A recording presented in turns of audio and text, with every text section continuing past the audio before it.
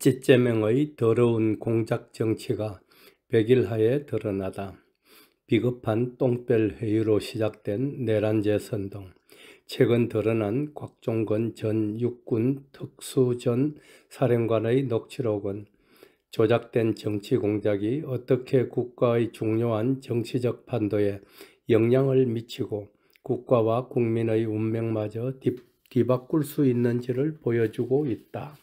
양심선언이란 이름으로 거짓을 강요받고 이를 거부할 경우 내란죄로 엮일 것이라는 상황을 고백한 그의 발언은 언론을 통해 순식간에 유포되면서 전 국민에게 충격을 주고 있다. 그의 말이 사실이라면 윤석열 대통령 내란죄 탄핵, 체포, 구속 등 일련의 사건들이 허구를 토대로 진행됐으며 이 모든 것을 제자리로 되돌려 놓아야 한다는 뜻이다.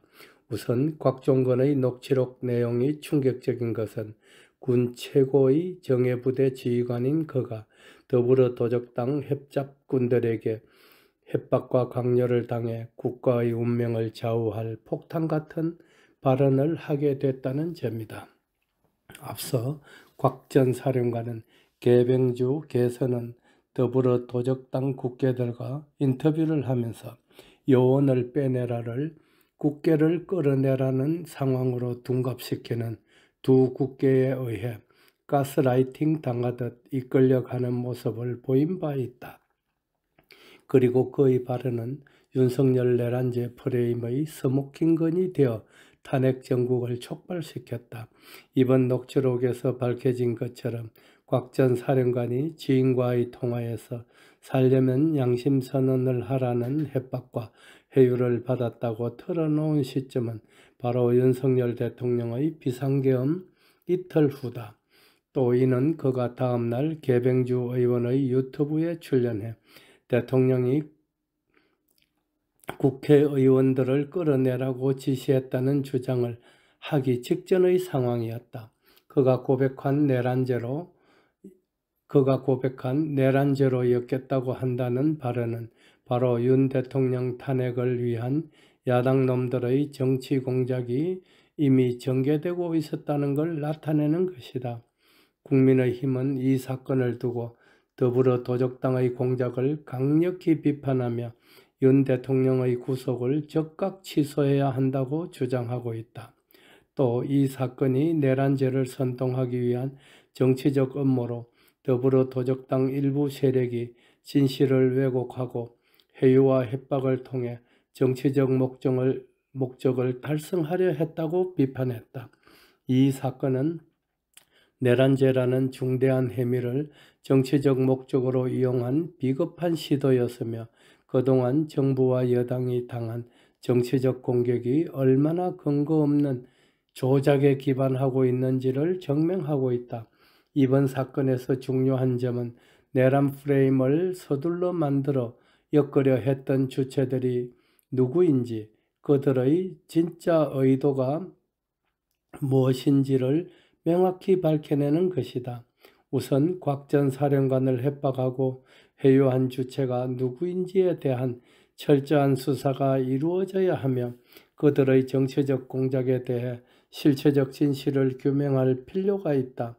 이번 사건은 또 다른 윤 대통령 탄핵의 핵심 증거로 꼽혔던 계장원 전 국가정보원 1차장의 메모 조작 사건과 함께 탄핵몰이의 동력이었던 내란죄 주장의 핵심 근거들이 모두 가짜라는 사실을 폭로하고 있다. 윤 대통령 변호인단은 진술도 메모도 거대 야당의 기획으로 만들어진 조작의 산물이라면서 대통령을 끌어내리고 조기 대선으로 정권을 획득하려 한 그들이 국헌 문란의 목적을 가진 내란 세력이라고 일침을 가했다. 이 사건은 우리 사회에서 권력의 남용과 불법적 선동이 어떻게 결합될 수 있는지를 경고한다.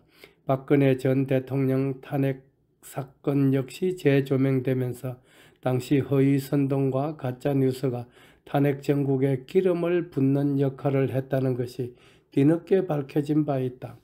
그리고 우리 사회는 마치 건망증에라도 걸린 듯 진실은 다 덮어둔 채 지나갔다. 과거 탄핵의 추억에 빠져있는 야당은 우리 사회의 집단 건망증을 비웃으며 또다시 윤석열 탄핵 공작에 나선 것일까? 하지만 이번엔 그리 만만치 않을 것이다. 우리 국민이 청소년인 10대마저도 계엄의 진실과 탄핵 공작의 음모를 이미 다 알아버렸으니까. 건국 이래 최대의 인파가 몰렸던 3.1절의 함성은 더욱 더 타오를 것이다. 찌째면과 그를 추종하는 더러운 도적놈들에게 역사의 준엄한 심판이 기다리고 있다. 헌법재판소의 개행별을 비롯한 도적니언 놈들도 우리 국민들의 함성이 들리는지 묻고 싶다. 달대열의 세상만사. 구독과 좋아요를 눌러주시면 황금소는 큰 힘을 얻습니다.